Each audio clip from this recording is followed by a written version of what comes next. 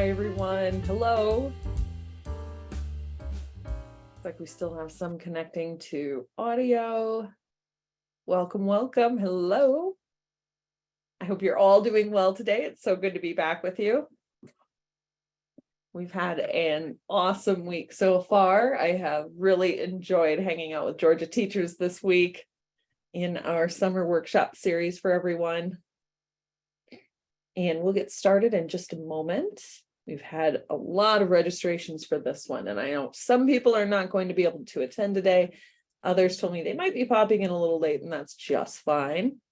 My name is Lori, and I am a PD specialist here at CodeHS, and I'm so very excited to be back with you all again today.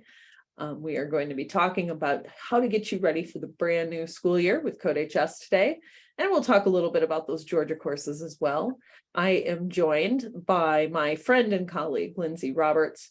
And Lindsay, do you want to give you, I'm going to toss it over to you. I'd like you to introduce yourself a little bit, please. All right, sure. Hi, I'm Lindsay. I'm also a PD specialist at CodeHS. I was a high school computer science teacher in Maryland before coming to CodeHS. I taught the AP, CSP, and CSA courses and some intermediate courses. And I'm excited to be here with you today. Thanks, Lindsay.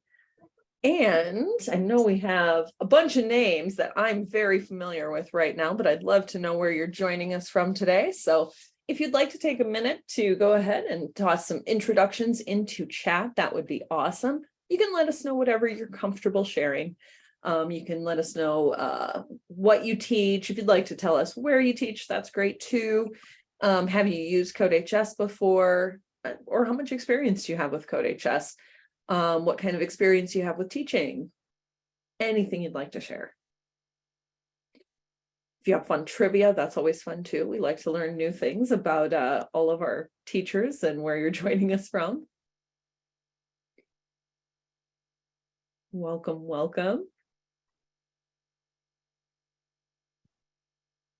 I'm very excited to be bringing this to you today.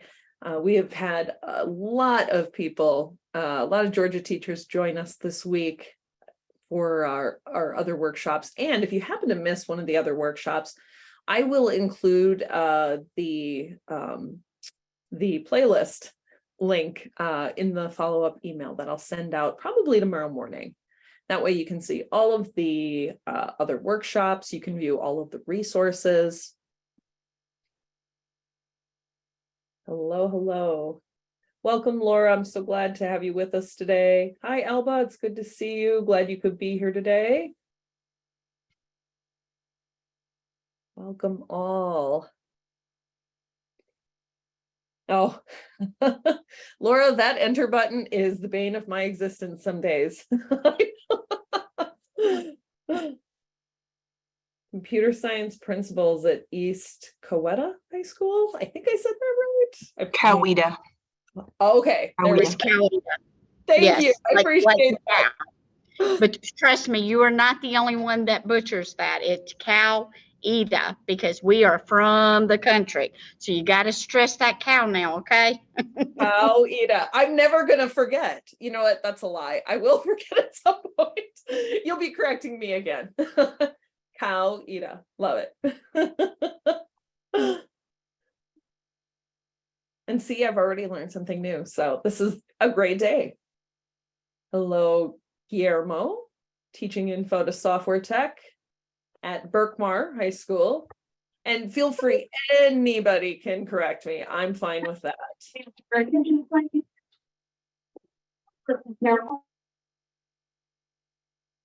Welcome, welcome.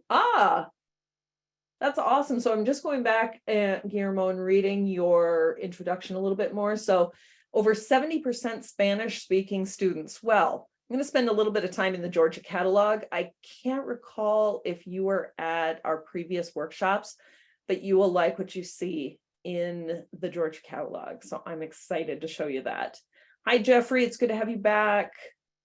Oh, exciting. Cool. So I don't recall, you might have mentioned that in a different workshop, Jeffrey, about getting your computer science endorsement. That's exciting.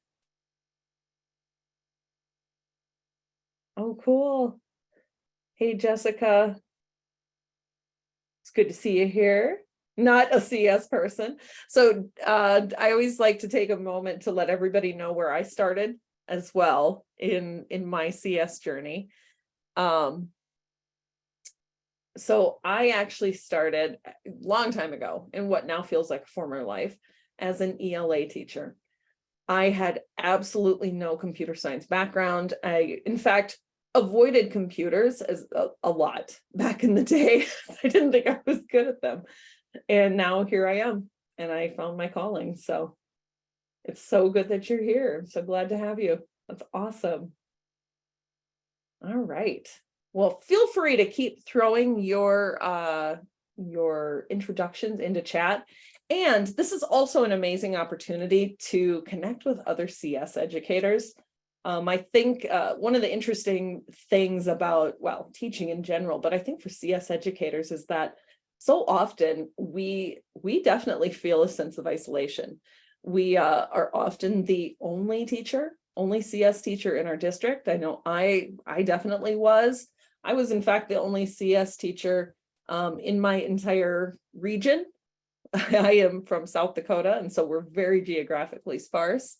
And so it was an isolating experience at times. So this is a good opportunity to really connect, get to know your fellow teachers, and we're going to give you a couple options for ways to stay connected at the end of this workshop as well.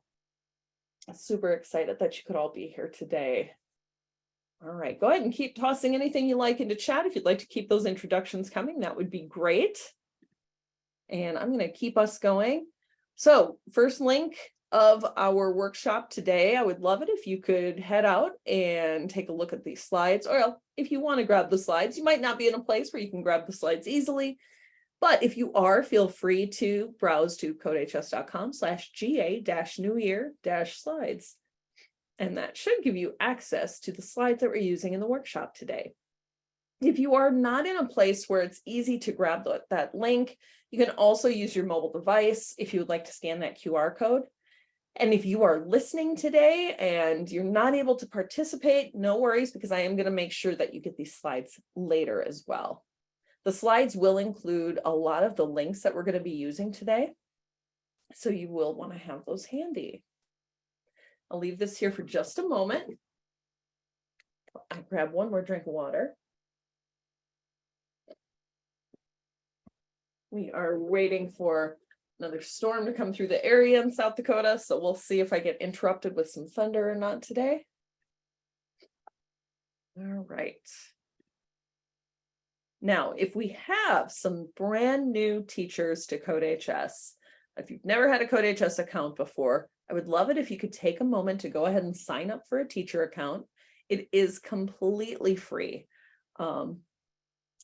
Yep, always free. So, and that we do have a pro account or a pro version and a free version. And I am here to tell you that you can use the free version for pretty much all your teaching needs. I was actually a free CodeHS educator from 2014 to 2019. So you definitely can.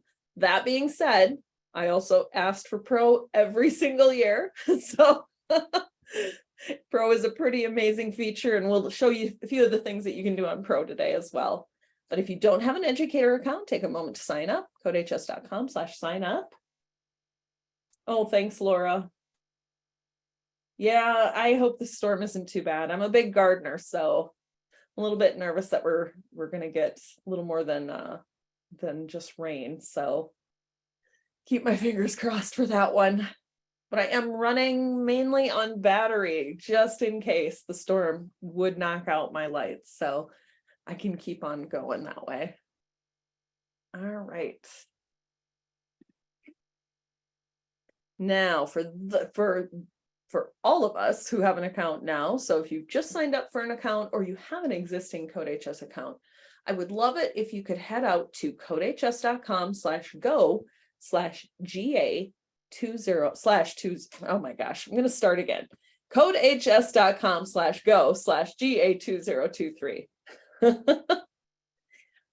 If you are interested in Pro, I can give you a link where you can get connected with somebody from the team to talk about the Pro licensing. Unfortunately, I'm not able to really speak to that very well. There's a lot of factors involved, and we like to talk to every teacher to make sure that we know what your situation is. So we can definitely get you connected with somebody on that. Can you repeat that link to where we're supposed to go? Oh, absolutely. CodeHS.com/go/GA2023.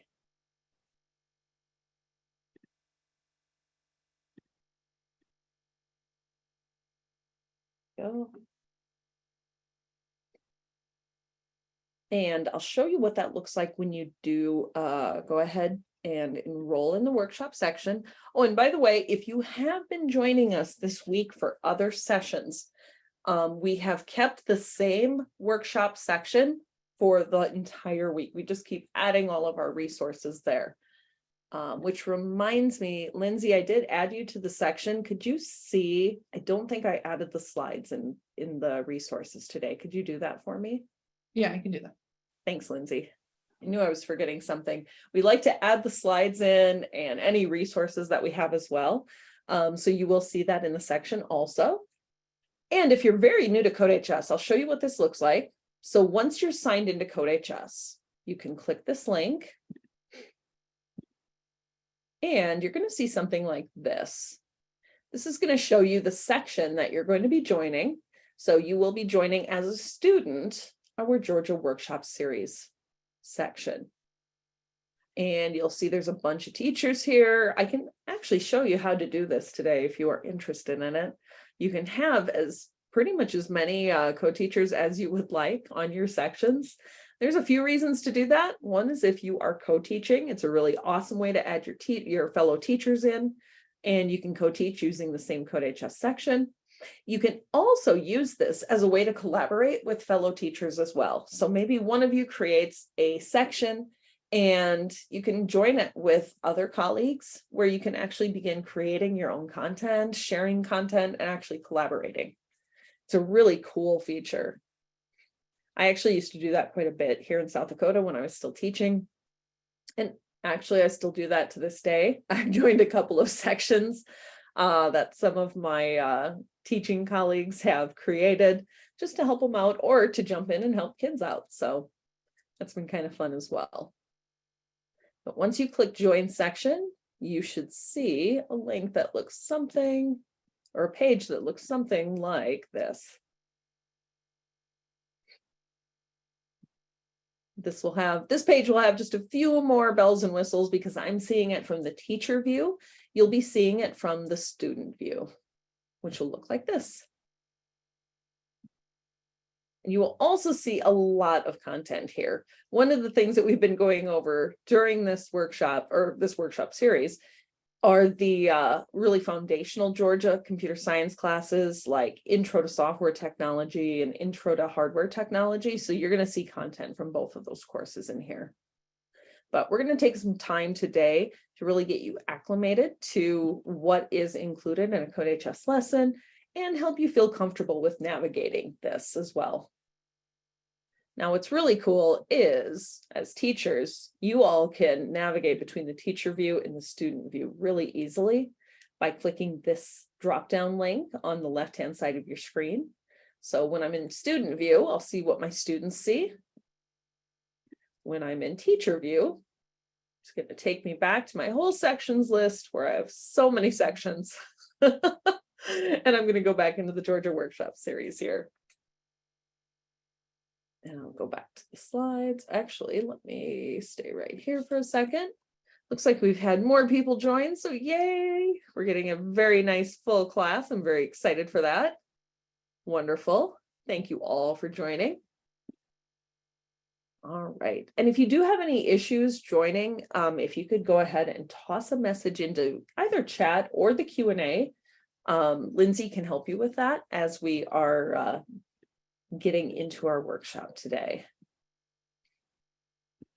All right. You do have this link in chat just in case you need it. Okay, one more link. If you could head out to codehs.com/GA-New Year-Attend. This is going to let you basically let us know that you were here. The reason you might want to do that is if you would like a certificate of attendance, that is how I'm able to send you one. So if you could take a second to click that, that would be great. By the way, I know I had a couple of emails. It looks like we have a couple of people in our audience today who had emailed me about a certificate. I will look into that right after this workshop today and make sure you got that. And if you're wondering what this looks like when you click it, it's going to look something like this. Super simple. Click it once, and if you see a message like this, you know that it worked.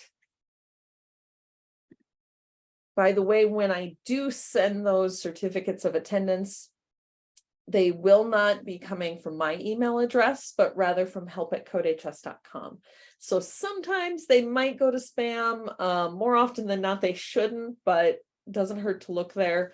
I would say if you're not seeing it by tomorrow morning, go ahead and drop me an email and I'll make sure you get that. Okay. All right, well, we have a lot to go over today, so I am going to get us started. And I'm going to start us off with a little bit of introduction to what exactly is CodeHS. So, and some of you may have heard this story already. I do love this story, and I want to make sure everybody knows what CodeHS is and how we got our start. So CodeHS is a comprehensive platform for teaching computer science actually in elementary, middle, and high schools. And I really do want you to think about the term comprehensive when you're thinking about CodeHS, because you can do everything in the platform. You're going to have access to hundreds of different computer science courses. Many of those are state courses, and you are going to love the Georgia courses that you see in the catalog. There are so very many available for Georgia. So you've got access to all of that. And by the way, you do have access to all of that curriculum, whether or not you are a free or a pro teacher. All teachers have access to all of the courses. And so that's why I was actually able to teach about 5 classes a semester by the time I left my school district. It was all with CodeHS. You're also going to see that there are a ton of different resources in the platform that you're able to use, both as a free teacher and a pro teacher. And we're going to go over some of those today. So I love this story, so I always include it. So this is a quick little backstory about how CodeHS started. So up in the top right-hand corner, you can see our 2 co-founders, Jeremy Keeshan and Zach Gallant. And Jeremy and Zach met during their freshman year at Stanford. And both of them were helping to actually teach the Intro to Computer Science courses, where they both actually built some of the course tools that were being used. And the really interesting thing for both of them is that they realized how many of their classmates had never had a computer science course before coming to college. They didn't even have access to a computer science course because there was nothing in their school for computer science. So their very first exposure to anything with programming was in college. And so Jeremy and Zach decided in 2012, their senior year, that they needed to do something to try to fix this situation. So what they did was start CodeHS. They wanted to make sure that all teachers and all students everywhere would have access to high quality computer science education. And they got that pink van down in the bottom right corner, and you can just see the little Carol the dog on top of it.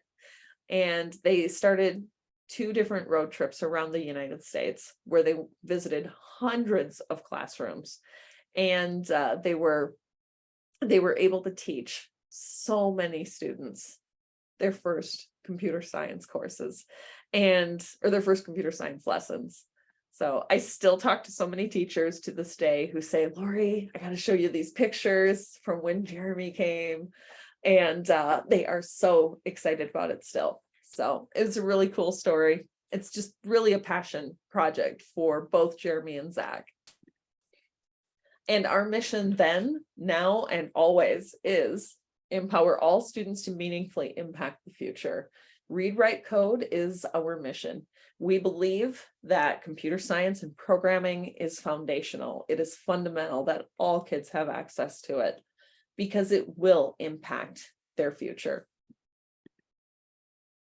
All right, so let's go ahead and jump into our course catalog. So I'm going to do I know some of you have been at other workshops, but I want to show you, make sure that we're all up to speed with all of the courses and pathways that you can see in the CodeHS course catalog. I'm just going to glance at chat because I think I was missing a couple of messages. Okay, we're good. We're in. Perfect. Okay. So let's take a look at some of our courses. So before we get into all those, I do like to make sure that everybody does have the opportunity to take a look at the Georgia Computer Science Plan. I've actually linked this here. I believe I've got the link in the speaker notes, and if you've got the slides, you can click directly on this image and it should go straight to this document from the Georgia DOE. And so if you've never read this, if you're a new CS teacher, you might want to take a moment to go through this and familiarize yourself with the plan for computer science in Georgia. I continue to say this, but I am so impressed with everything that the state of Georgia has done with computer science. There's so many pathways for students and so many ways to make computer science and programming relevant for kids. And the fact that computer science is a part of the CTE pathways is wonderful because it gives kids not only that bridge to an academic world, but also a pathway to be successful once they graduate from high school as well. So I wanted to make sure that you all had access to that.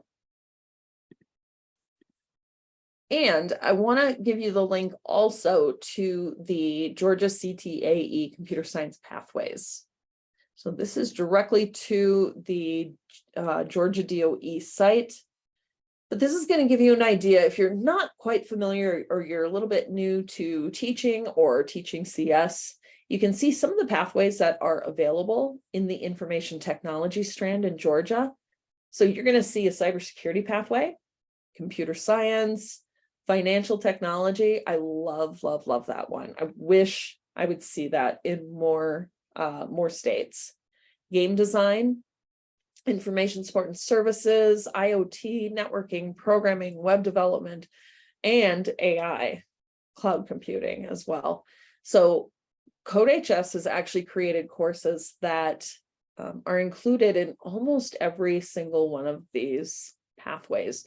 We do not have a financial technology course, but for all the other pathways, we do have courses that are included in these. Yep, I just took a quick look through these, but yeah, every other pathway, we have at least one course. And we've even completed courses that fulfill the pathways for, I believe it's computer science and the web development pathways. So you can use CodeHS in its entirety for those two pathways. I believe our county, Cherokee County, we're about a year. Oh, does somebody have a question? Okay, if you have a question, go ahead and let me know. No problem at all. And by the way, I should have mentioned, if you do have any questions at all as we move forward through our workshop today, feel free to interrupt me, unmute and interrupt if you're comfortable doing that, or you can always throw a message into chat. If I don't see it, Lindsay's my eyes today, so she will definitely let me know. And Lindsay knows very well that sometimes I get very excited when I'm going through some things and I just won't see them. So she will interrupt and keep me on track. All right, I've got another link here. So this link is for the CodeHS Georgia Guide. And this is a really helpful document as well. So I wanted to share this with everybody. So this document is going to include a few things about Georgia CS, but then it's also going to share with you some of the CS pathways that we've included as well. We've worked closely to make sure that we are aligning with what the DOE is envisioning for computer science in Georgia. And so we've put together a 5 through 12th pathway. Too many thuds in there. I'm going to just slur my words now. But we've put together the curriculum pathway here. It's a little tough to see right there, but you can see that if you can pull it up on your screen.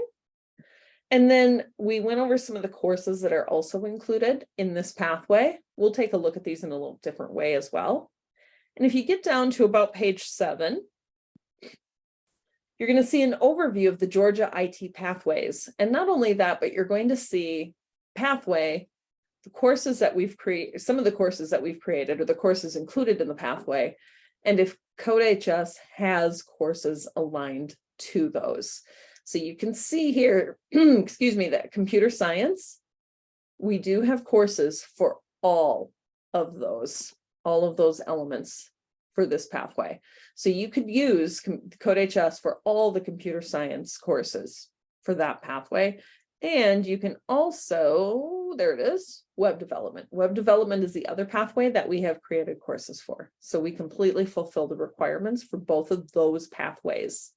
For every other pathway that is listed here, you will also see that we have at least one course for each of those.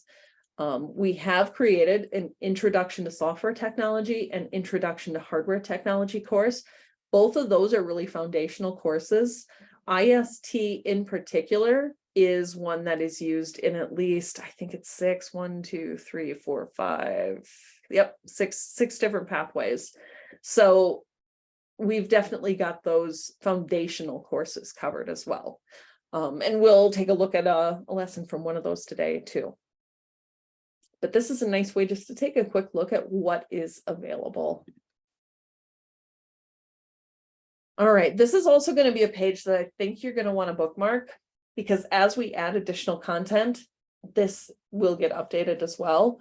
But there's some really good resources on the state Georgia page for CodeHS. So if you head out to codehs.com/state/GA, and Lindsay has tossed that into chat for us, you're going to see an overview of all the courses that we've created for Georgia. And remember, every one of these courses is freely available to any and all teachers. So you still got access to Georgia Intro to Digital Technology. This is the course that has officially been retired in 2023. I think on June 30th, it's been retired, but it's still going to be in the catalog. So it is still available if that is something that you are looking to transition from, or whatever your needs are with that. So that is still here. But then we also have some middle school courses. So we have 3 of them: Georgia Foundations of Computer Programming, Foundations of Secure Information Systems, and then, whoops, we got a high school course in there, but then we have Foundations of Interactive Design. Those 3 are middle school courses for Georgia, and you'll see they're very short. Those are actually set up to be about a quarter length course. So it's really kind of a mix and match situation. Or you could even combine all of those, whatever your schedule might be for your middle school kids. There's some ways that we can work with that. So the Foundations of Computer Programming is 40 hours. And this one is really going to focus on programming. And I believe this one is Python focused. Then Foundations of Secure Information Systems is going to include more cybersecurity content. And, excuse me, Interactive Design is more of an introduction to web design type of course. So you've got the middle school courses, and then we have all of the courses that we've set up for high school as well. So Georgia Computer Science Principles. This one is not an AP course. If you want to teach AP CSP, we can show you some of the other courses that are set up for AP CSP or AP CSA, but so keep that in mind, that this one is not necessarily the AP course. Then we have IST, so Introduction to Software Technology, 160 contact hours approximately. And it is set up again for a year-long course. Hardware technology is just a touch shorter than that, 140 hours. And then we have Georgia Web Development. This one is a really great course. I love the web development side of things. This one is going to take that introduction to web design and pull in some of the JavaScript content and get kids into jQuery and really doing some pretty amazing things with web development. and then Foundations of Artificial Intelligence. So this is going to be one way that we can actually get to the Georgia course catalog. I'll take you back out here in just a second because there's one other thing I want to show you here. If we keep scrolling down this page, we'll see that computer science pathway. So that might help you as you're thinking about which course you are teaching. And then about halfway down the page, we've got this standards framework tool that's available. This is a really amazing tool that I think not enough teachers know about. And so I like to talk about it every time I get into a workshop. So for all of the Georgia courses, you are able to see how those standards align with the CodeHS courses. So if we are looking at, let me zoom in a little so you can see it.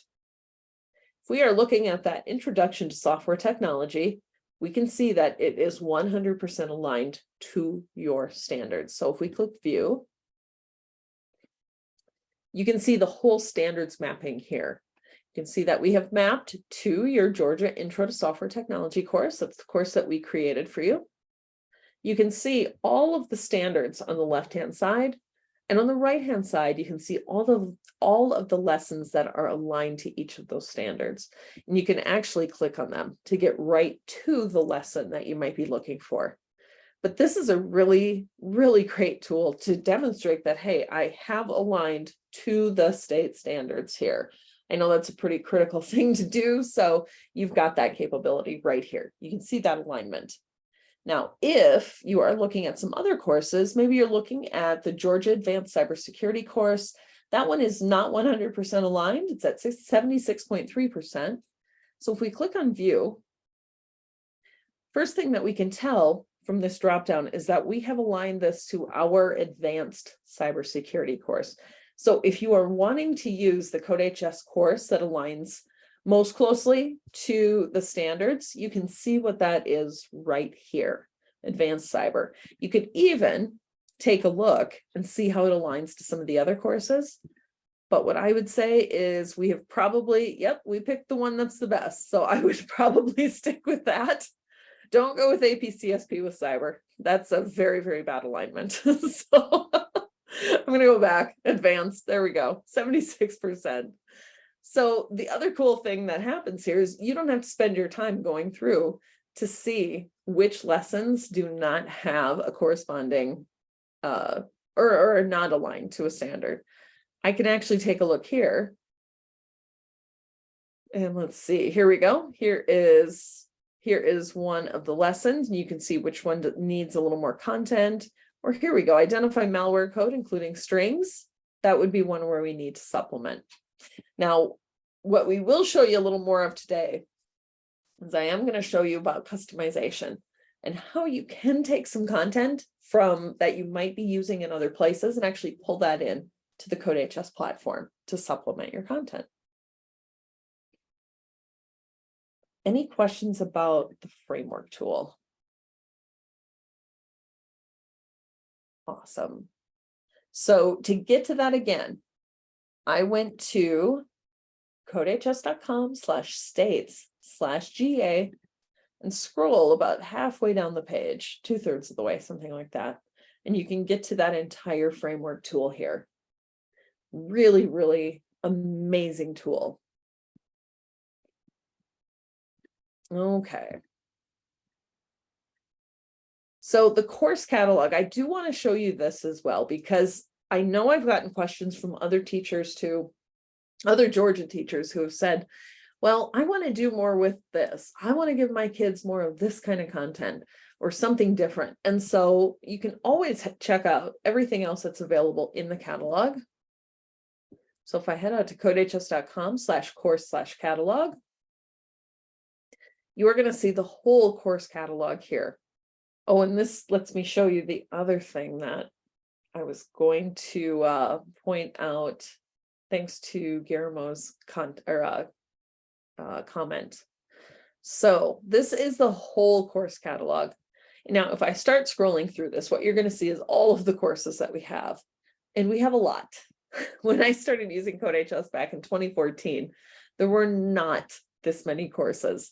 And over the years, it has grown and grown and grown. There are so many things here.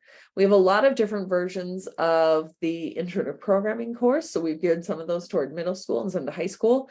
We even have an entire Python pathway now, which makes my heart so happy. Python is one of my favorite languages. So I'm thrilled to see that.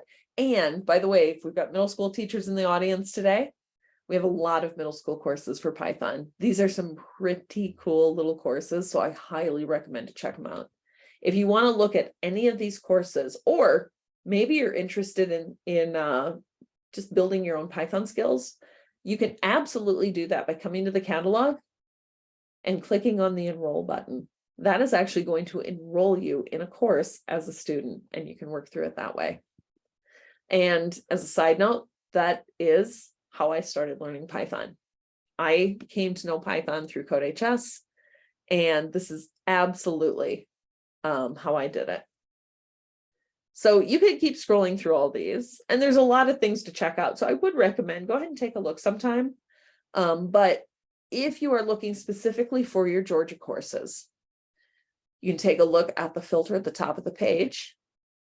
And we're going to filter specifically for Georgia. Now, what I want to point out here is you can get to all the courses here. You can enroll in the courses, and I'm going to show you how to make a course as well today. But I want to point out this icon. One of the things we have been hard at work at is translating as many of our courses as we possibly can into Spanish. So if you look at all of our Georgia courses, every single one of these is good to go. So you will be able to have these courses in Spanish for those kiddos who need that to be successful in your class. And students are able to actually choose whether or not they want to use the Spanish. So maybe you've got some who are still really working on English, or they just need more support with providing that Spanish language. They can absolutely leave that. So their courses are in Spanish. And teachers do not have to set up a separate course. All of that is controllable within the platform for your kids. It's a really cool option. Awesome. Cool. I knew you'd love it. So I'm so ridiculously excited about it. It's not ridiculous. I'm just over the top excited about this. We have been wanting these translations for so long, and now we've got them, and they are just exploding. I can't even believe how fast they are coming. So keep watching for that. I apologize. We're getting thunder and my dogs are going to flip out. So nope, they left. Perfect. Okay. I'm going to leave the door open and just chance fate that it's going to thunder and they're going to bark. So we'll see what happens. They made me jump just a little bit, so it's all good. But anyway, so amazing feature there. Wanted to show you that. Also, I do want to point out too that we do have a syllabus for every single course that we have. So for Georgia teachers specifically, one of the really cool things that you can do is you don't have to make a syllabus. If you are teaching these courses as is, and let me find IST. There we go. You can grab the syllabus and you can absolutely just use the syllabus. You've got it. It's going to give you some breakdowns for times. It is going to show you objectives. Everything that you need is here. And in fact, you can even grab that link and embed this directly in the course. It's so nice. I used it for my own uses when I was an educator as well. So I wanted to point that out. Pretty sure there's other things I want to point out. You can view the units. Yeah, lots of fun things to explore in the catalog. So to get to the catalog specifically, you're going to head to that codehs.com/course/catalog. And I think, yeah, Lindsay's on top of it. She's throwing all of these in to chat for us. There we go. I'll just copy hers and throw it back in there.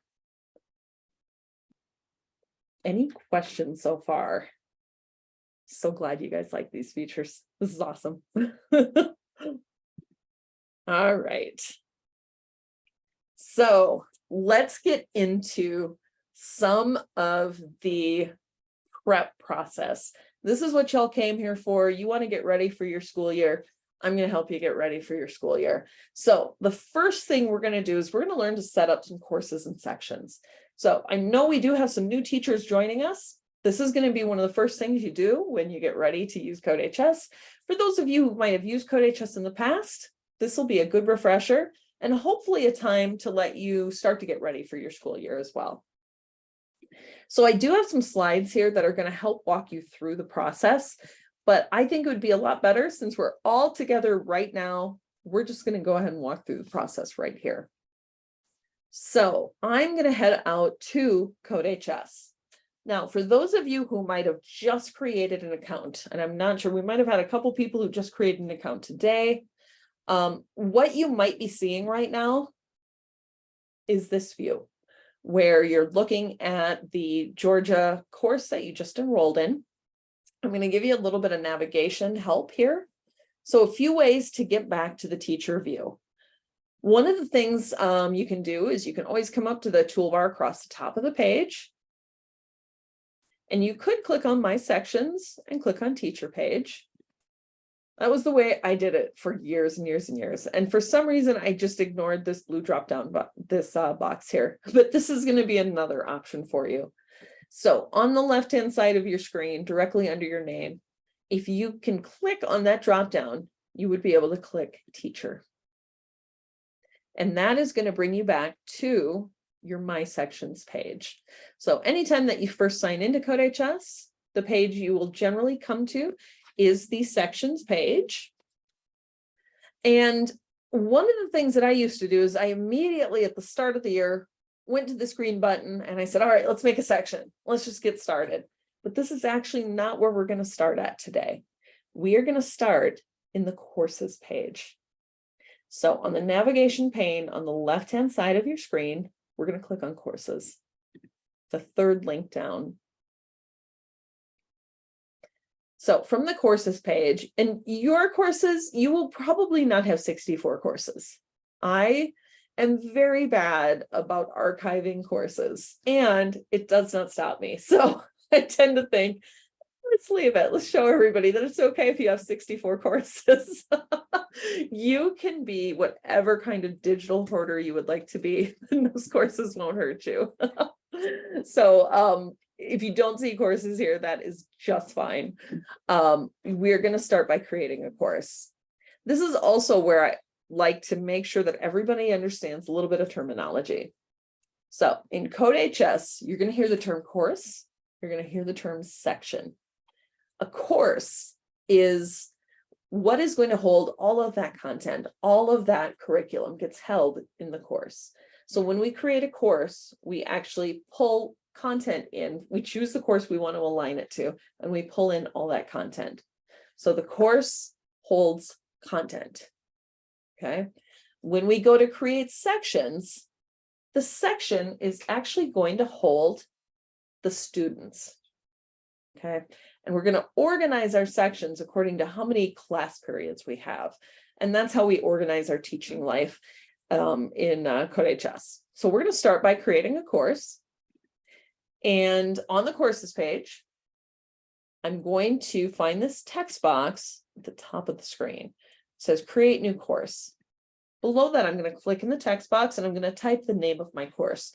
Now, if you don't like the name of the course after you've made the course, you can always change it. So don't fret over the name for right now. I'm going to talk, let's see, what should I call mine? I'm going to call mine Intro to Software Technology. We'll make it the foundational course. Now, I like to give mine a little bit of a naming convention. So I'm going to add the school year after it. So I know when I created this course. So this one is Intro to Software Technology. I'm going to click Create New Course. Now, this is going to bring up this wizard, basically. This is how we're going to add the content into our course. So we have two options. We can either start from scratch. I can create a completely empty course. And you might be thinking to yourself, why would I do that, Lori? Well, you can actually create a whole empty course. And with the customization tools, you can actually add in your own content and build your own course. This is actually something that we've had a lot of teachers do. We've had another good friend of mine who teaches in Georgia, who's one of our teacher trainers, who has made courses from scratch. And one of the courses that stands out to me is one for the movie Hidden Figures. Made an entire course for that movie so he could actually go through that with his students. And they did a lot of reflections on that in CodeHS. So you can treat CodeHS as your LMS and make any course you want. For our purposes today, though, we really want to focus on, I just want that Georgia content. So how are we going to do that? We're going to come up here to this first section, use a CodeHS template, click on Choose Course Template. Now from here, you're going to see that whole list again. So I'm going to suggest do not go through the whole list. There's too many there. We are going to start by looking for the Georgia courses. So to filter for Georgia, you want to start spelling out the entire state name. Abbreviation won't work in this instance. So once I start spelling out Georgia, you can see all the courses pop up that I have to choose from. So I want this one to be Georgia Introduction to Software Technology. If you're following along with me, you can always choose one of these other courses, whichever one you're creating for. So I'm going to add Georgia Intro to Software Technology. So this is now taking all of that content and it's making a copy of it and putting it in that course for me. So if you've got a lot of things listed here, you might have to sort. So I'm going to click on Sort, newest to oldest. And here's the course I just created today. I just made Intro to Software Technology. I'm going to zoom in so you can see it a little better. So I just set this up. It's for 2023, 24. And I have 0 sections because I haven't created any yet. So when I mouse over to the right-hand side, I'm going to see a few options here. This first icon is going to show me or allow me to click this to see the assignments in the course. I'm not going to do that right now. We'll do that in a little bit. I can also create a new section and I can view some settings for this course as well. The settings are where you can go. I'm just going to click it. Let's see what's in it. You can go there to change the name of the course. Remember, I mentioned you could do that. You can change the name. You can change some of the other settings here as well. One of the pro features is that you can actually make a copy of the course. So maybe if you've made a ton of changes, this is something you could make a copy of if you want to start with a new course the next year. You can archive the course. You can even show sequential module numbers and show sequential problem numbers. This comes into play when you start customizing a lot. So if you customize a ton of things, you might want to make it so the kids see the sequential numbers. You can also remove all of the videos in the course if you want. And there's a trash icon here as well. This is a really nice place to remember that it's in the course settings because you can remove items from the course. So keep that in mind as you go. So I'm going to go ahead and go back. There we go. So now I'm back in the courses page. Oops, and I'm going to go ahead and sort it again. There we go. So here's my Intro to Software Technology. So that was course settings. I'm going to click on Create a New Section for Intro to Software Technology. It's kind of that icon, looks like an easel, I think. I'm going to click on that. So here's another wizard for creating a section. Now this is where I have to think about what's my class structure. Am I teaching a class during second period, during third period, whatever class period I'm teaching this class? So I'm going to say that I am teaching IST, second period. Whoops. I'm just adding craziness to my name. Again, for this, if you do add craziness to the name, like I just did, you can absolutely go back in and change that. If you decide you just need to restructure it, maybe second period goes to fourth period. We all know schedules change quite a bit. You can always go in and change that later. Also, if you are a Google Classroom teacher, you can set up your Google Classrooms before making your sections, and you can actually import from Google Classroom. So all the rostering can be done through Classroom. So I'm going to just go ahead and do this manually. I'm going to set up my section by clicking Create. And now I can view the roster. I can view assignments, or I can add another section to this course. So if I'm teaching a couple sections of IST, I can come back in and say, add another section. Maybe this one is 4th period. So I'm going to say IST 4th period. Click create. And now I've created another one. So now if I'm going to just close this for a second so you can see, I think I need to refresh really quickly. There we go. And now when I take a look at this very first course, now you're going to see 2 sections, and you can see those 2 sections that I just created. So those sections are now done. So now I have the course. So I've got all the content, and I've got 2 sections that are attached to that course. Lori, Yes. say you got wild and accidentally added a 3rd section you didn't need, hog wild, and you need to Hog delete wild. it. How would you do that? I'm going to show you because I may have gone hog wild on some of those sections before. Thank you, because I went a little nuts and added an extra section and didn't mean to. Absolutely. Let me show you what to do with that. So, teacher after my own heart. I'm going to come over to the navigation pane on the left-hand side of the screen. I'm going to go to sections. From the sections page, I'm going to scroll down, and you know what? I'm going to see if I can change that sort. Let's just go. What is new to old? Why is it? Oh, that's all right.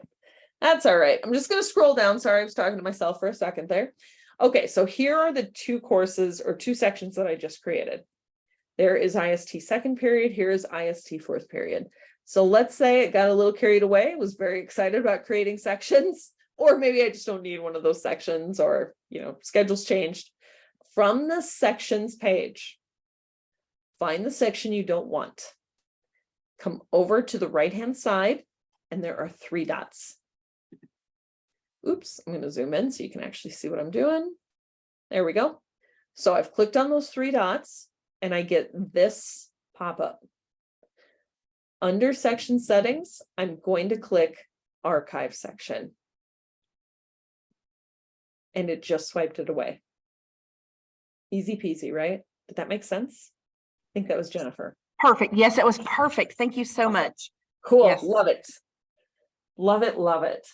Perfect. So super, super easy. And same with courses. What I will eventually do is come back into my courses, and I will actually come in and decide which ones I don't need anymore. I'm trying to spot if there's something I can, I'm going to go ahead and take this one out. So this intro to CS course here, and this is a course, this is not a section. I can actually do the same thing. I can click on these 3 dots and I can archive it. Once you archive things, you can delete them. I often suggest just archive it. That way you've got it. If you ever want to go back to it, there's lots of ways to get back to content, but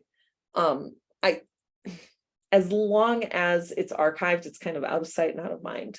So I don't worry about telling people to actually delete things.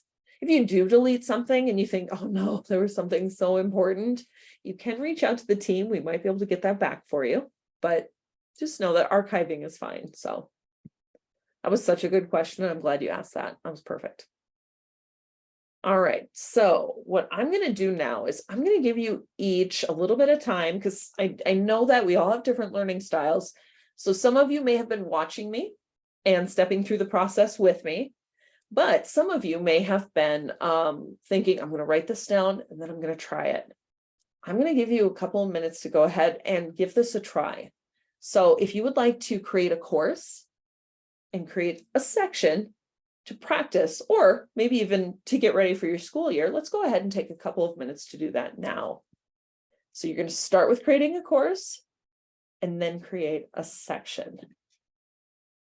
And there's a couple of instructions here as well. And I'm going to mute for just a second. I'll be back in just a moment.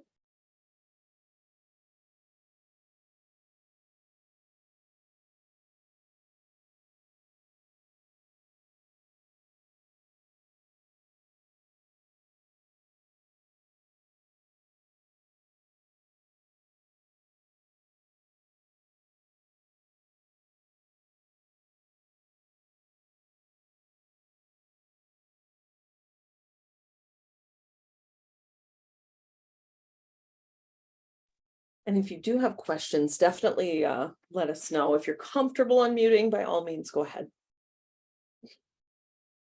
But otherwise, you can drop it in chat.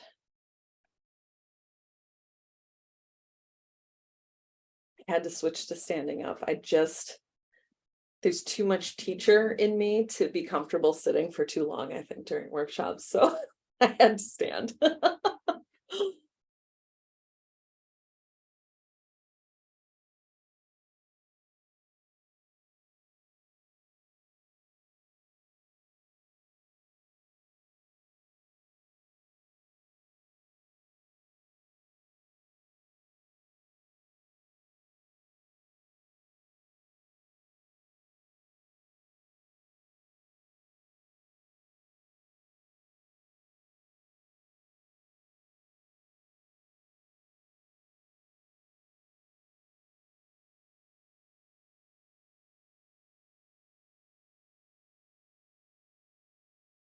How are we doing, everyone? When does school start for everyone? Or has it started? I'm gonna be so sad for you if it started already. Oh, Laura. It started. You're in. Okay. So in South Dakota, we usually start mid to late August. If a school has a building project, it'll start maybe in September, but whew, you're in. Wowzers. I hope it's all going well.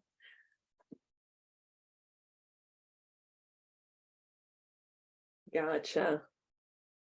That's good to know, and I'm gonna take note of this for next year, Laura, and everybody.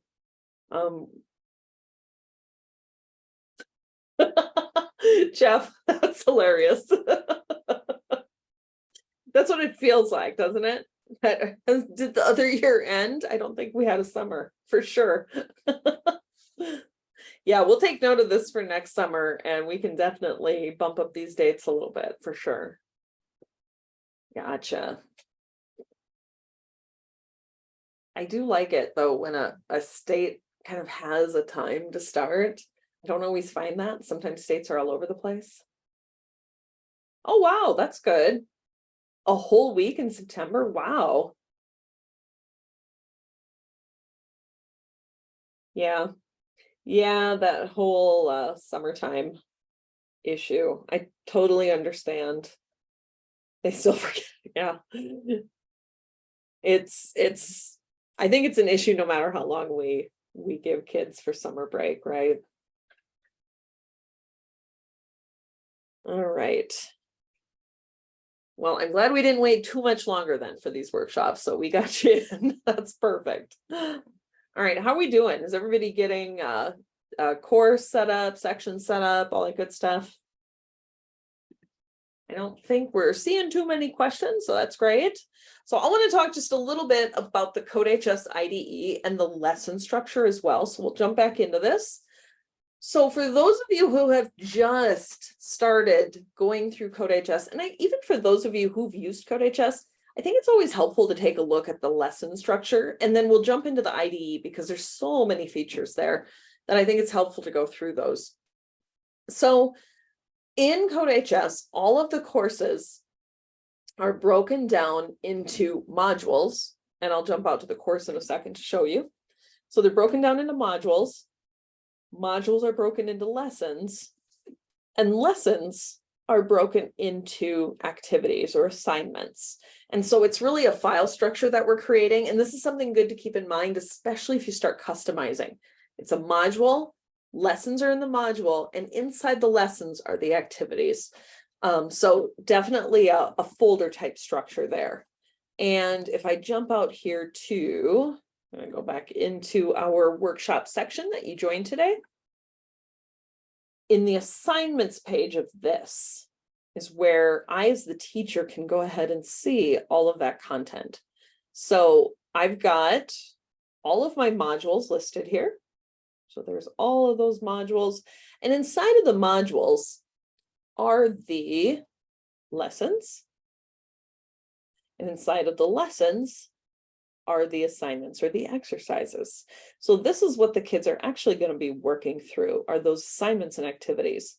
You might also be wondering, how did Lori get Georgia Summer Workshop resources here? I'm going to show you in a little bit how you can actually add additional modules as well. It's a really nice feature. And if you really like my student Carol, you can right click and copy image. So feel free to grab student Carol if you'd like. That is just fine. I've been making a lot of little carols because you never know when you might need a new carol for something. So you can absolutely have any of those. So this is how the lessons are broken down, and something else to watch as well. I'm going to switch to student view for a moment to show you this. So if you are just getting used to CodeHS, and even if you've used us for maybe a year or two, sometimes this is not always clear. But we do have a color coding that we use to indicate status for the lessons, or status, or the completion status for each of the activities and lessons. So each of these colors are going to indicate something different. We've also included tooltips here to hopefully provide a little additional accessibility for these. So anytime you see a gray color on these activities, so if I expand one of these, you're going to see all these activity bubbles, and they're currently all in gray. So if you see that gray color, that's going to mean that that assignment has not been opened. So that means the student has not clicked on it. Even if they tell you they clicked on it, if it's gray, they did not. So that has been pretty constant. Those should change pretty easily. If you see a yellow color, now it suggests that the assignment has been started. But what I will say to that is all that needs to happen in order for that color to turn to yellow is a student just has to click into it. And teachers, you're all going to see that same kind of status for your own assignments when you are clicking through these, or clicking through them as a teacher as well. These are going to turn these different colors. So if a student clicks on an activity or an assignment, it's going to turn yellow. I've actually had a student who spent a really crazy amount of time clicking on every single assignment, just clicking, didn't submit anything, also didn't attempt to do any work, but he clicked every assignment and then tried to tell me that he actually started all of them. So just be aware. I hope you don't have a student that does that, because just maybe try it. It's not that hard. This seems like it took a long time. But if they tell you that they've definitely been working on it, take a look to make sure. Then we've got this teal color that is going to indicate when assignment has been finalized. So that means when you see teal, it has either been finalized by you as the teacher or by the auto grader. So every single coding activity, some of the examples, a few of the activities are going to have auto graders. So anytime you're teaching coding, you do not have to actually go through that code line by line. We have some pretty great auto graders that are going to check that for completion and correctness. So that's what teal is going to indicate, that it's done, students ready to move on. This color, this kind of green color, is going to indicate that an assignment has been submitted, but it needs to be graded by the teacher. So teachers are able to do some manual grading. This is actually something up for one of the pro features, is that pro teachers can decide which things they want to manually grade. You can still use an auto grader when you manually grade something, but you can decide that you want to be the one to put the grade on it rather than have it automatically assigned. And then there's a couple of other colors. So maybe you've gone in and you've reviewed what a student has done and you thought, I added some stuff to this. Maybe I added requirements. I wanted them to add comments or something, and I want them to redo it. You can absolutely mark this as sent back to the student. And when that happens, it's going to turn this pink color. And the student should realize that that means, oh, hey, my teacher has looked at this and I need to look at it again. And they'll also have that tooltip assignment reviewed. And then when that student submits it back to you, it's going to turn burgundy. So that's what all the different colors indicate. And you'll see those colors start to populate as you start to work through all of the activities. I'm going to take myself back to the teacher view for a moment. Maybe. May I ask another question? This is Jennifer. Absolutely. Okay, when you give the students the join code and they go to join, it's, they give them the email address with the code. What questions does it ask them? Does it just say, does it send them right in there, or what does it ask them? If they will have them set up an account first. They will need to set up a CodeHS account. And I don't think there's a way, Lindsay, correct me if I'm wrong. Are we able to set up accounts in bulk? Or typically it's the students that create those, right?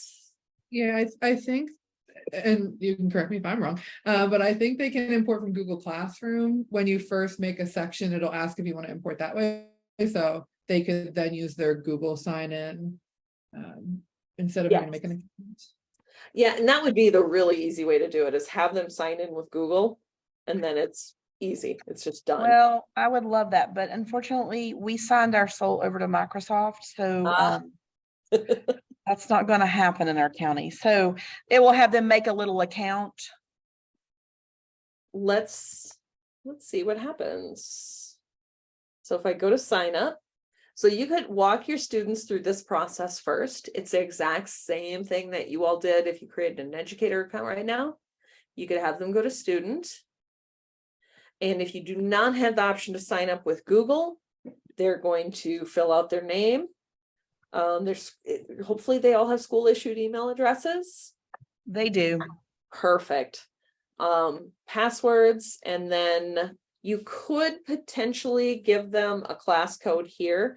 Otherwise, I would probably just have them go ahead and create an account. Or let's try this. I'm going to do a different thing. Bear with me 1 second while I jump back here. This is a good question. I'm going to go back to this. I'm going to copy this. Watch me play with messy windows here. There we go. So if I just browse to this link, it'll take me to this exact same window. But what it does then is it drops my class code in. So this is the link you will want to give them, is that join code if they are enrolling enrolling themselves manually. That's perfect. Thank you so much. You bet. Absolutely. I'm glad you asked that. That's a great question. Perfect.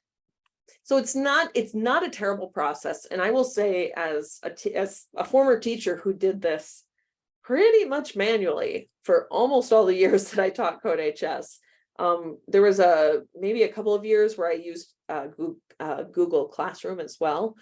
It's faster with Google Classroom, but it's really not a big process. I even tried the first couple of years to make my student accounts, and then I thought, why am I doing this? So it's not a bad thing. And make that your day one kind of process to do. Okay, I'm going to go back to our workshop section. There we go. Okay, so I want to take you into the code editor a bit as well. So I'm going to go into assignments again. And I just want to go over a little overview of a few of the things that you're going to see in the code editor. So in general, with the assignments, you're going to see a very similar approach to the way we structure lessons. So we typically are always going to start with the lesson content. So right now, I'm not even looking at a coding lesson. I'm looking at the digital footprint and reputation lesson, but it's still got that video. So it's going to start with the content. And I'll show you something else when we get into that. So you can actually change from video if you'd like. So we start with a video, and then there's going to be a short check for understanding quiz. Now, if we do have AP teachers in here, the check for understanding quizzes will be just a little bit longer, not terrible, but they might be 5 questions. Typically, they're pretty short, especially in those introductory lessons, 1 or 2 questions. And it's really just a spot to stop and check in with your kids to make sure they're all together with you after watching that content. We'll talk about what else we can do with that in a second. Then there might be an example or a free response, or in the case of this lesson, there's a connection.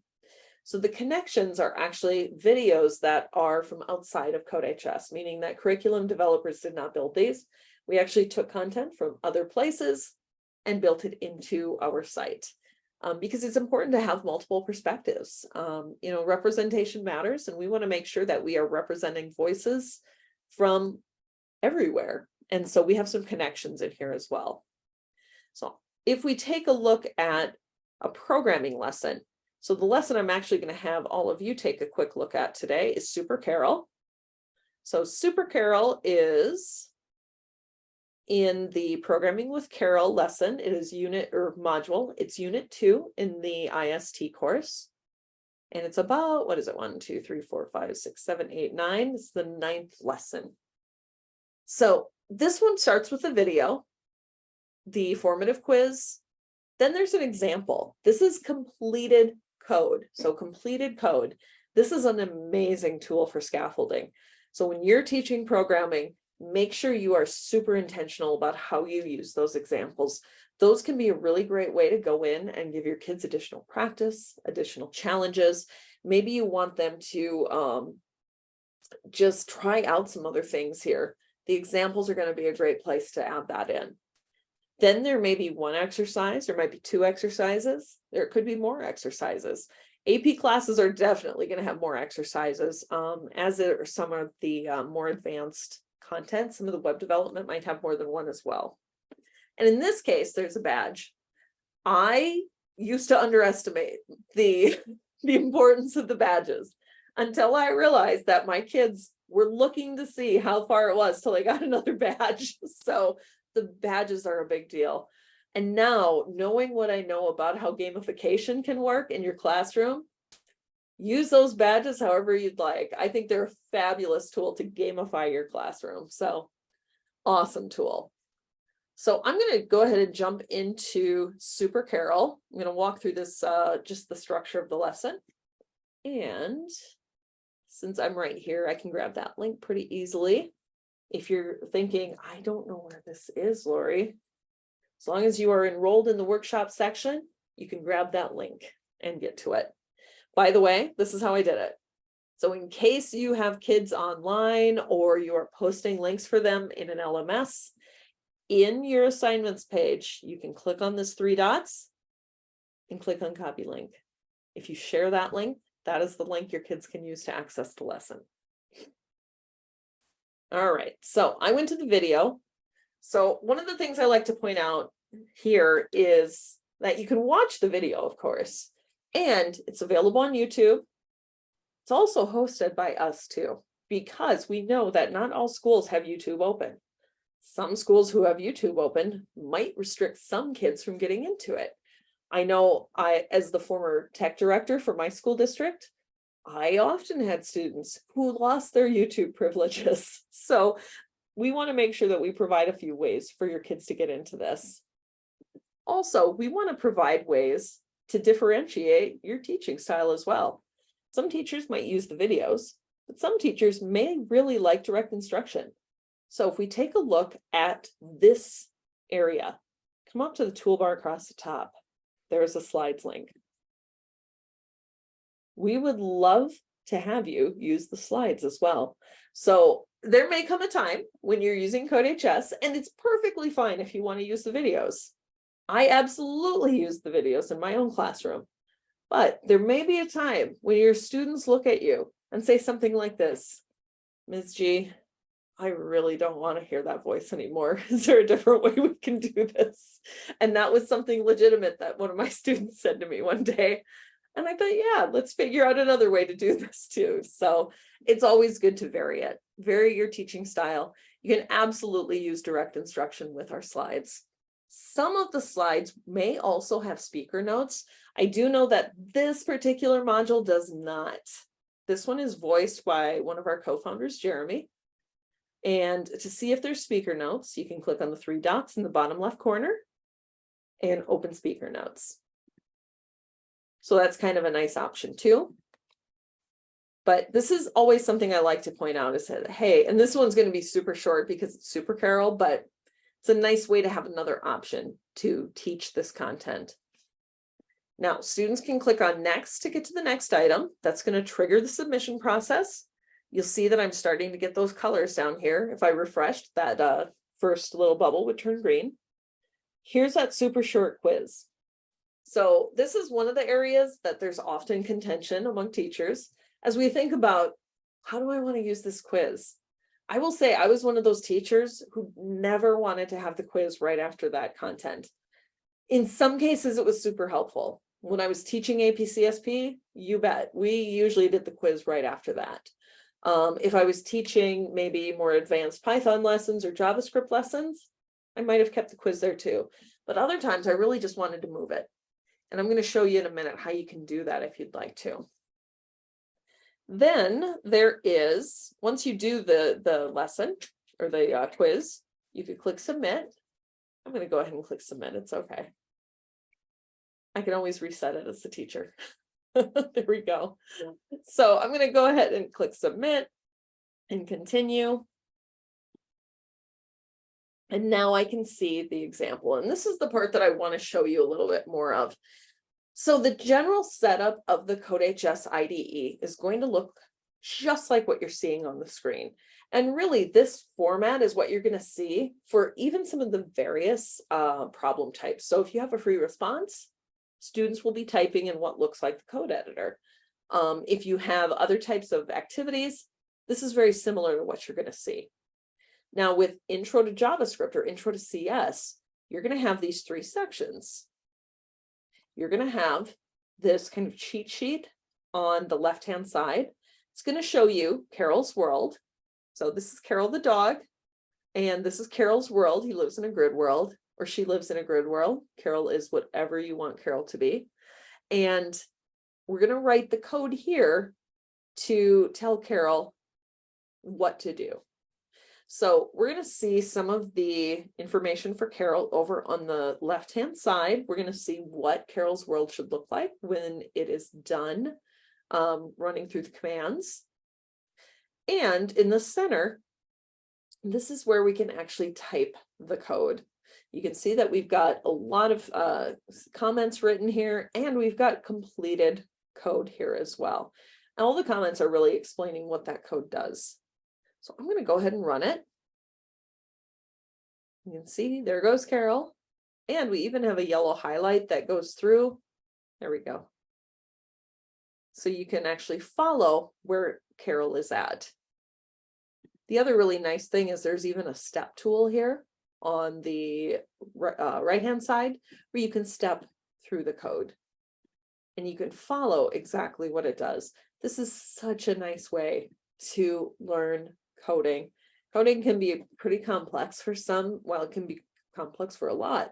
And it tends to be fairly abstract. So in order to actually be able to make this accessible for some kids, even for myself, this is a very helpful tool to actually be able to step through that code and see what the resulting action is over here on the right-hand side. So super nice feature. I can even speed this up. There we go. Carol went really fast. Might be a little too fast, but as kids are working on things, it's a good way too to see if there's any errors. And if there is an error, I'm going to make a mistake. Let's see what happens when I spell something wrong. Oh, and there's my error. Tells me what line, tells me it's an uncaught reference error. Run to heard is not defined. So that's going to be a good way for me to come in and go, oh, I made a typo. I can fix it, and then it's good to go. Now, there's a few other things I want to show you over here on the right-hand side. If this were an assignment, you would actually see a button here or a tab that says assignment, and then it will actually give you the instructions for that assignment. So when you get that first pop-up window, when you go into something that gives you all the directions, don't worry about having to pull that back up. You can always click on assignments on the right-hand side to see that. Since this is an example, there won't be anything like that there. We'll just give you what it will look like for Carol at the end. There is also a docs tab. So if your students are having problems, this should be one of their troubleshooting steps. They should take a look at the documentation. This is a very, very real world kind of thing that we've included here. All engineers need documentation. And so that's why we've included this. We want to have students be able to help themselves as well. And so point out the documentation, model using the documentation. This is going to be a great tool for them. Teachers, you are going to see a place to grade here. Free teachers, this is going to be where you can grade in the platform if you choose to grade here. And there is a More tab.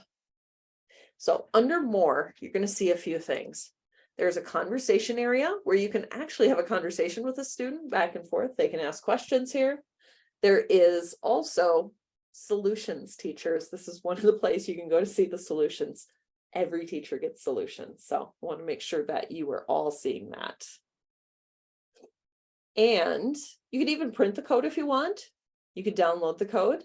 I think if you go to the teacher tab, yep, if you go to teacher, you're going to see the direct link that you can send students here. So if your students are getting lost, maybe you've sent them out to do something else, you can always grab this link, drop this in an LMS. This is a really great place to go for that. And then the other thing I wanted to show you here is the history tab. So under More, you're going to see a history, timed version history. So every time that there was a change in the code and it was saved or run, you're going to get a new timestamped history right here. And you're able to actually go back to change it to any of these. So that's a really nice debugging feature. And also teachers, this is a great way to see how your students are doing. Maybe you've got somebody who seems like they're completing things really quickly. This is a great place to come see how fast they're doing it. Maybe they started at, let's say, 4:01, but at 4:02, they have 55 lines of code. Then we might know there is a little bit of an issue there. So another really handy tool. Let's see. Guillermo asks, how flexible are the quiz and similar scoring features? For example, can I allow a student to repeat a quiz multiple times? You can, and I believe that one might be a pro feature. Is that right, Lindsay? Yeah, I think it's pro. Yeah. So if you do have pro, you are able to set how many times. Oh, perfect. Yeah. So if you've got pro, you can absolutely set a quiz so students can take it as many times as you'd like them to, or you can reset it as well. Awesome. Yeah, cool. I'm so glad that helped. All right. So we're getting down on time because I always try to cram too much in. So I'm going to jump through. One of the things that I've included in here was Super Carol. This is something that I would love for you to go through on your own, is take a look. We'll take a look at all the lessons, but take a look at the Super Carol lesson and really think about how this is set up. Because one of the things that I want to walk through with you is the customization features on CodeHS. There's a ton of ways you can customize. And some of the things you can do can really impact how you present the lesson to your students. So I think I'm going to take you out to that first. We've already kind of walked through that, so I'm going to ignore that part. Yeah, I think I'm going to have you do that part on your own. But I want you to think about the structure. So content, quiz, example, exercises. So when I am in my teacher view, I'm going to close up some of these. There we go. And I'm thinking about how I might want to present the content in this course. What I want all teachers to take away from this, and this is both free and pro, you have a ton of options to customize this content. So it absolutely can meet the needs of both you as a teacher and your teaching style and your students' needs at the same time. Any course that you have set up as a teacher can be modified. So from doing things like this, where I have this module that I added, or adding lessons just like this, or even adding, say, a slide deck. For my Windows teachers, I am not sure, or my Microsoft teachers, I am not sure that your Microsoft documents or your like Word or PowerPoint documents, I don't know that those will embed in the platform. I started testing that out a little bit.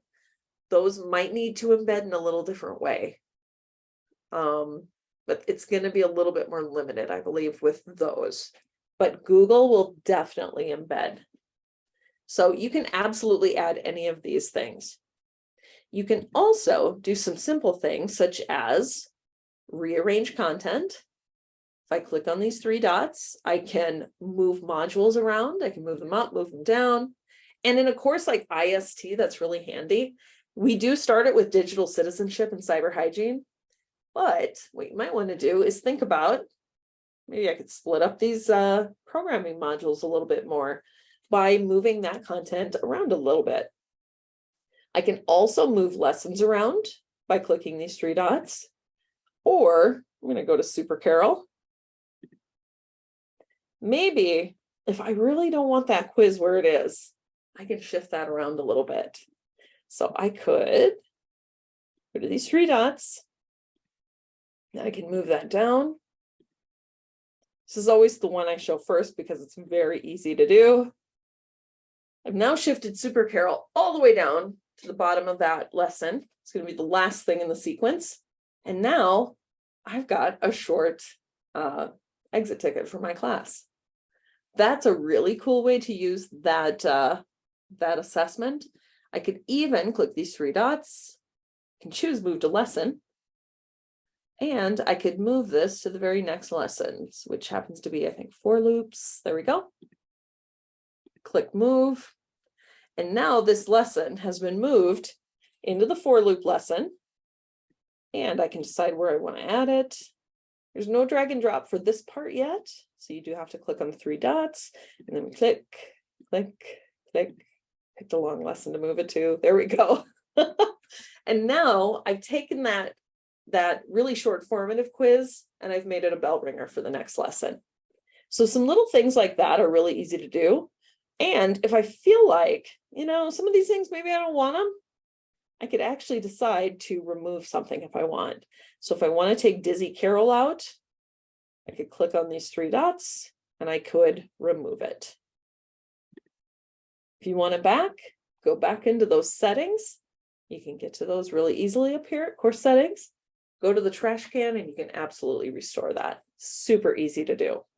A couple of other things that you can do really easily.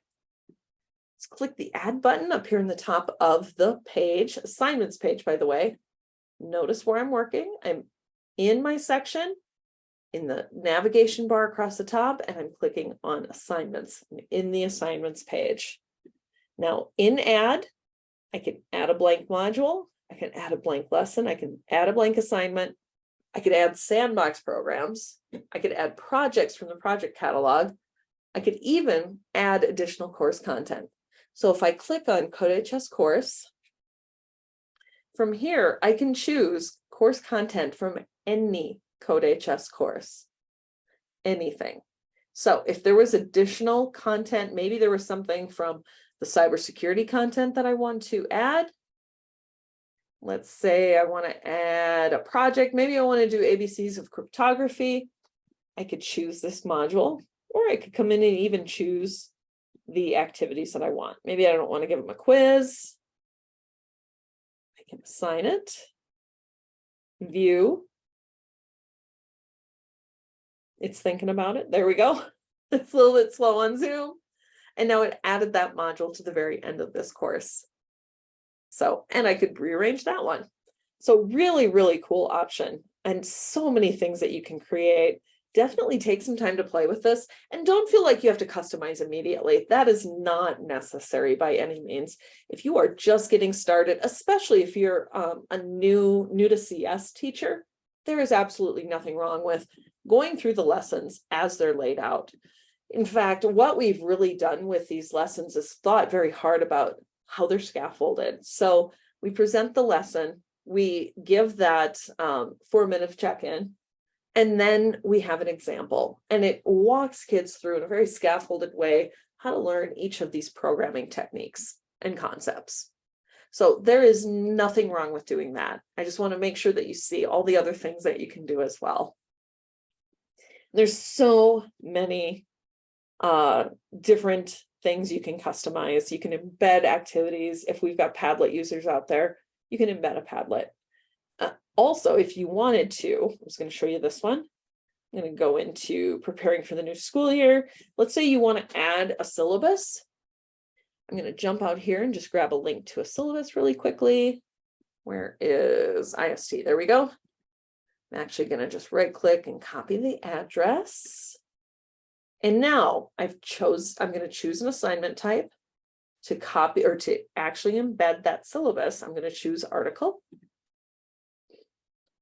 I'm going to drop that link into the article URL. I'm going to say this is the syllabus. Tell my students to read. And I'm going to click save and continue.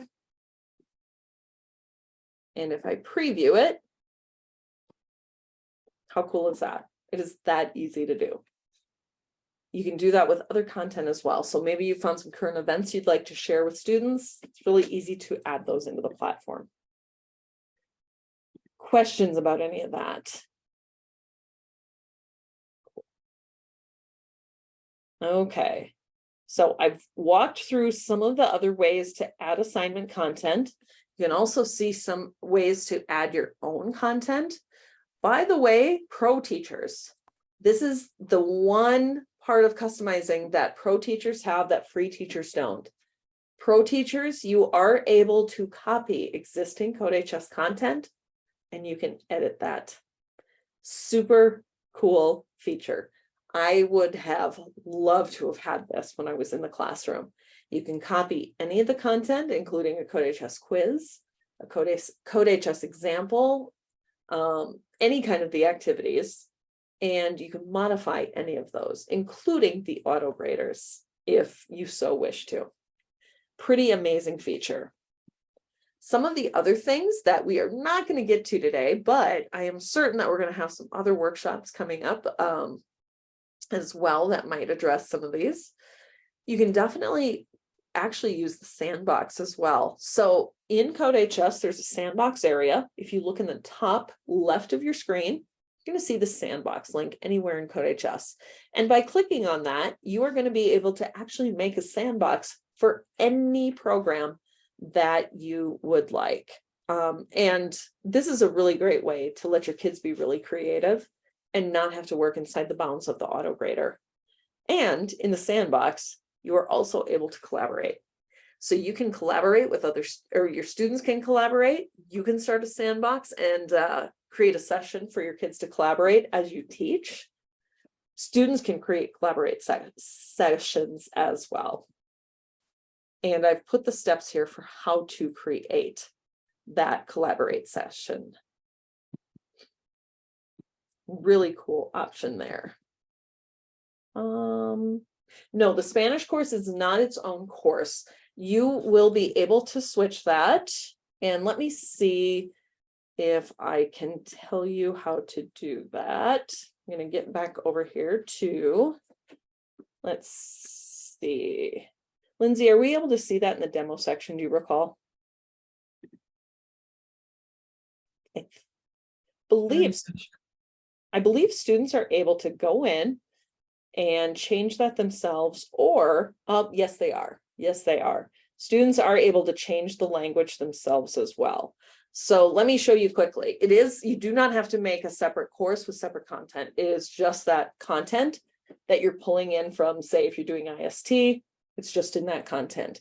So from the account settings, I had to stop and think where this is at. It's pretty new. So if you click on your name, or your students click on their name, then you can go to account settings. And there we go. And right here, you're going to see preferred language. And I can choose to change my preferred language here. And that should update everything. In fact, I'm going to just take a note down. I'm going to send you all some more information about how to change that, because I know there's another way to do it as well. I believe there's a different way to do that too. And that way you'll all have that information available. But right here. So again, to get to that, I clicked on my name, account settings. Yeah, super easy to do. And I do feel like there's a way to do it from the teacher side as well. But I will find that and email that out to all of you. Excellent question, because I did mean to come back to that one too. All right, so I have gone over time, so I apologize for that. I want to be mindful of how much of your time that I'm taking today. So I'm going to jump through some of these last links. Again, you're going to have access to all of these. I'll make sure you get this full slide deck. I have a bunch of links here that are going to be really helpful. I've also included the link to the IST, or to the syllabus for the IST and IHT courses. If you're looking for more info about Pro, this is going to be a really good link for you to follow right here. And some of the Georgia specific information is here as well. There's a ton of info here about some different programs that we have. If you are interested in seeing what other workshops might be available, you can click this link here, or you can head out to codehs.com/freepd to see what else is available. We have a ton of teacher-led programs as well, or workshops. We actually have a teacher trainer program where teachers will come up with their own topics. So pretty cool program. If you are interested in becoming a CodeHS certified educator, please consider applying for that program. You do not have to have a ton of experience to be a CodeHS certified educator. I was one. Lindsay, were you one? Oh, No, I was not. Lindsay, oh, whatever. I didn't use Everybody wants to be a certified educator. So definitely check that out. You can check out some micro credentials, join our Facebook group, follow us on social media. Oh, I didn't update my slide. It's got the bird. Sorry, I'll have to fix that. We are on Threads and we are on TikTok for those of you who are on TikTok. And if you would like to join the CodeHS community Slack workspace, by all means, please do so. I think, did I include, oh shoot, I have a friendlier link for that, but I do have that link there as well. I would love to try to keep the conversation going after this, so definitely head out there to that and join that as well. And I don't think I listed our very next workshop, but we do have a workshop in September for getting started with CodeHS. So if you'd like to review any of the content that you're seeing, you can definitely head out to that and register there. And one more request from all of you. We would love it if you'd take a moment to fill out our workshop survey. Please let us know what else you'd like to see. Let me know how I did. Let me know what else you'd like to see. We would love to do more workshops for our amazing Georgia teachers. I've gotten to work with Georgia quite a few times. I've been to Georgia a few times. I have loved every second of it. You all are one of my favorite places to visit. And so I hope I get to come back there very soon. In the meantime, I just want to do more virtual workshops with everybody. So definitely let us know what else we can bring you. And if you've got questions, don't hesitate to reach out to us. Once this workshop is over, that does not mean that Lindsay and Lori just fly back into the ether and aren't heard from. We are absolutely here to answer any questions you might have. Our email addresses are on that very first slide. And you will all be getting an email from me with a follow-up to this email or to this workshop as well. So don't hesitate to let us know what questions you have. And you can also email help@codehs.com. They are amazingly fast. So you can definitely do that too. And I want to thank you all. Thank you so much for letting me talk about my favorite thing in the world and for letting me connect with all of you. I feel like every time I get to do another workshop, I just get to connect with more teachers, and the connections that you make with CodeHS and the CodeHS team are pretty real. We are here for you to make sure you are successful with your kids. So definitely reach out to us with any questions you have and keep us posted. Tell us your success stories too. We love to hear that and we celebrate those. So thank you, everybody, and have an amazing day and have an amazing rest of your week. Thank you so much, Guillermo. So happy that we brought you things that you can use. Thanks, Jeffrey. Thanks, everybody. See you soon. Have a wonderful rest of your day, a wonderful rest of your week, and have a relaxing weekend.